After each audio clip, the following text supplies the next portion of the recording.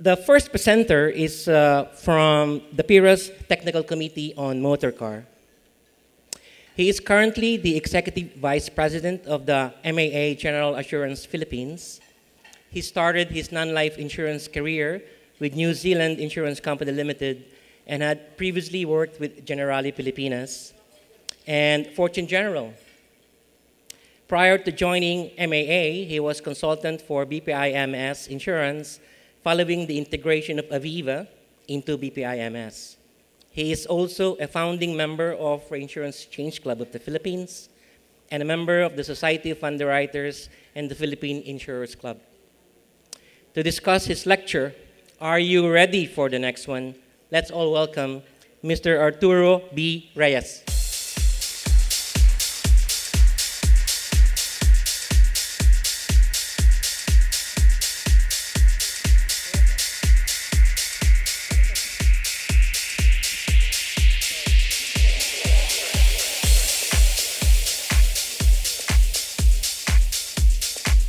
Okay, good afternoon, ladies and gentlemen. Like what the Lito said, are you ready for the next one?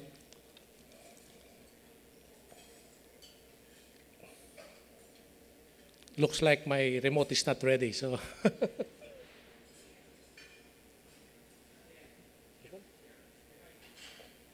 Okay, sorry. Okay, right in the aftermath of typhoons Ondoy and Pepeng and the huge losses that trigger a surge of demand for acts of nature coverages on motor car, the Insurance Commission, as everybody knows, put in place IC Circular Number 30-2010 that prescribed a minimum premium rate of 0.5 for AON and a fixed maximum commission rate of 20%. The circular is best remembered for the reason it then offered. Okay? That is, okay. To protect the welfare of the insureds by building up sufficient reserves that would respond in case of catastrophic losses and to avoid predatory pricing that would endanger the welfare of the insurer's financial stability. The Act really illustrates the kind of policy stance that our regulatory authorities have with respect to our non-life industry. The Insurance Commission somehow sees the industry as an undisciplined market, particularly when it comes to pricing and competition, most specifically on lines that are exposed to cat losses like the motor car. This is the reason why we find elaborate, often confusing tariff regulations that govern the fixing of rates in this sector of the industry. The Insurance Commission, for instance, has set a mandatory minimum rates on own damage and theft cover, while on the other hand, prescribe fixed rate on third-party liability coverages. When it comes to agency commission, no maximum ceiling is imposed on own damage and theft. However, 10% is set as the maximum limit on TPL, and as mentioned, a maximum limit of 20% for acts of nature. In his article paper in last year's Stakeholders Convention, Mr. Ray Fong observed that while the tariff regulations on own damage and theft cover only prescribe a minimum rate, it is an open secret that most companies' rates actually converge on this minimum rate, if not below, as if the same is actually the maximum ceiling.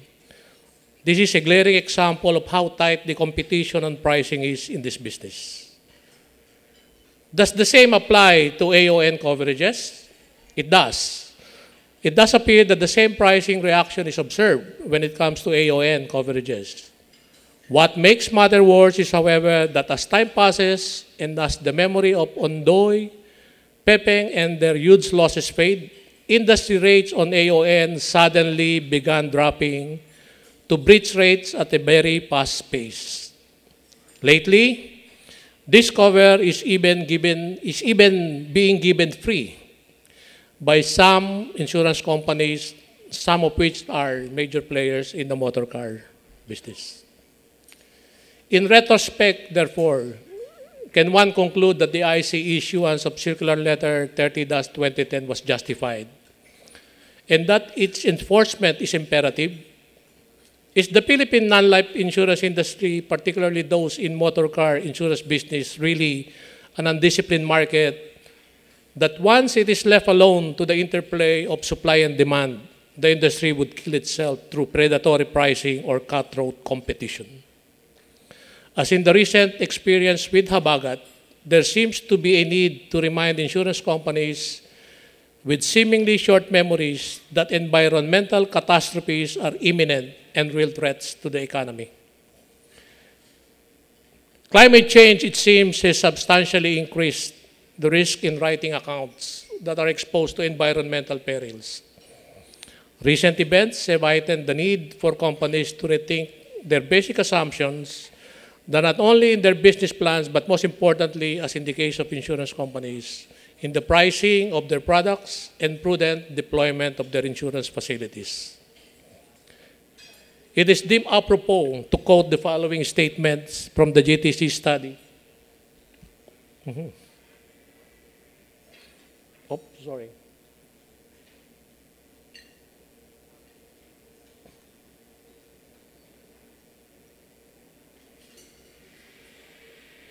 Okay, I'll move fast forward. Sorry.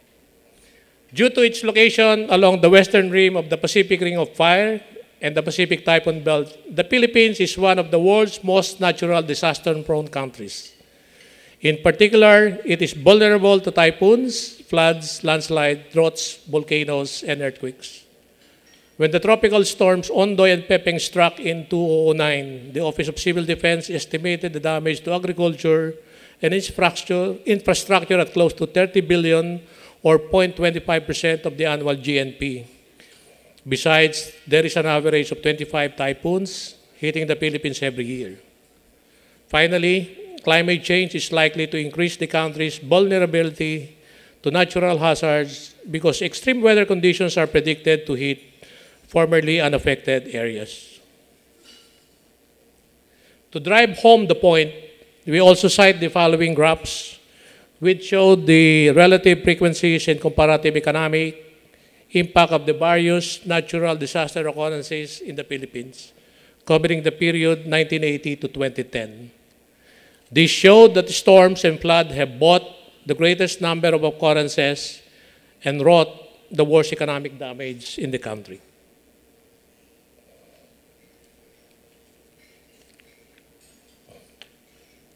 Therefore, the solution lies in the continuing tighter tariff regulatory rein on the market. We in the PIRA Technical Subcommittee on Motor Car Insurance Matters do not believe so. As a strong advocate of free market, we always hold that the appropriate equilibrium prices dictated by market forces would one way or another hold their sway in the market.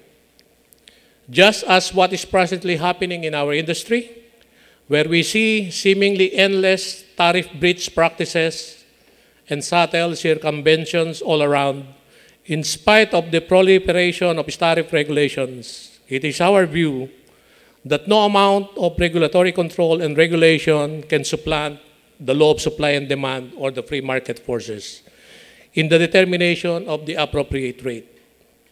An adequate rating, we submit, should be dictated by what the asset market can absorb and or bear. The process of elimination in competition should be allowed to take its normal course, or even in insurance business. We must caution nonetheless that the shift to a more liberalized market need to be taken abruptly, and this is the main reason why we have advocated a gradual adjustment, starting perhaps with the relaxation of the present strict and tariff regulatory regime through the following steps. Number one, simplification of motor car ratings to follow the unfreezing of rates, IC circular model on price ratings.